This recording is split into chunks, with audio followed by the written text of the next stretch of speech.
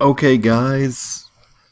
So to skim a chapter, all you have to do is click on each one of the headings, and that verifies that you've skimmed the chapter. So you can see that I've clicked on that right there, and I kind of go down through. I'm like reading along, kind of skimming it. Oh, here's one.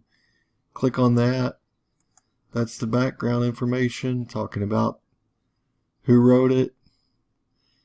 And reading along here, just sort of skimming the chapter, looking for the highlights.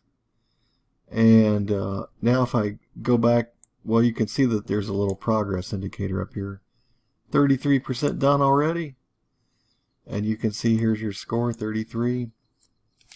It's as simple as that. Just want you to skim the chapter.